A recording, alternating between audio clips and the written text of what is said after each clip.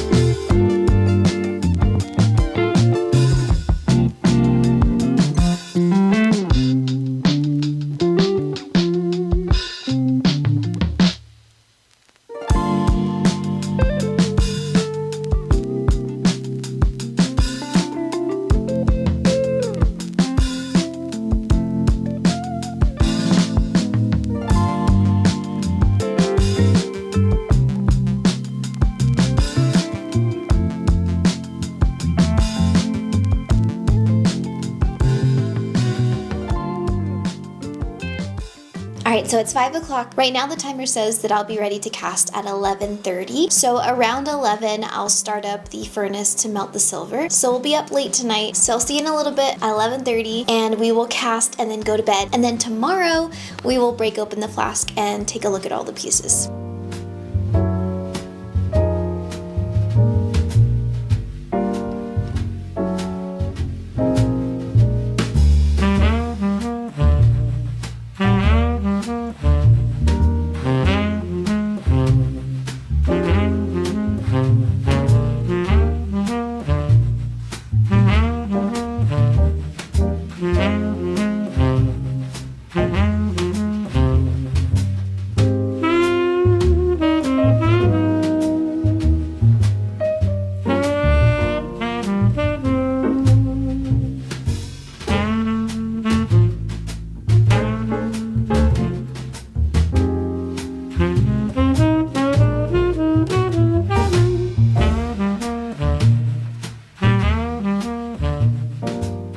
So it's midnight, it's 12:15, and that pour just went really well. So I'm really excited to look at it in the morning. Normally I would quench my flask, but because I'm casting some stones in place, I can't do that or I'll thermal shock my gemstone and crack it. So we're just gonna have to let it cool overnight and take a look in the morning. But I'm gonna go to bed because not only am I tired, but I also just killed like a massive spider down here. So I'm really eager to leave. So I will see you guys in the morning.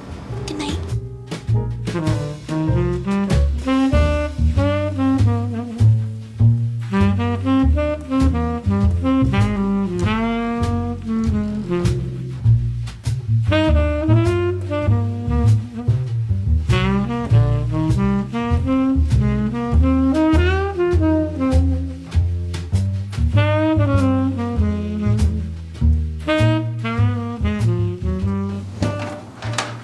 So it's Wednesday, and I just finished opening up the flask to look at the jewelry that I poured last night, and everything looks great at first glance, so that's always exciting. Usually you can tell pretty quickly if you have any problems, and so I think that cast went really well. I'm gonna go make some coffee, and then I'm gonna start on these new pieces while that's in the crock pot. I'm hoping I can finish all of these rings today so that I can have them in the mail by tomorrow, but if that doesn't happen, it's okay. I'll know I'll have them in the mail by the end of the day tomorrow. So I'm gonna go make some coffee, and I'll be right back, and we'll start on this collection.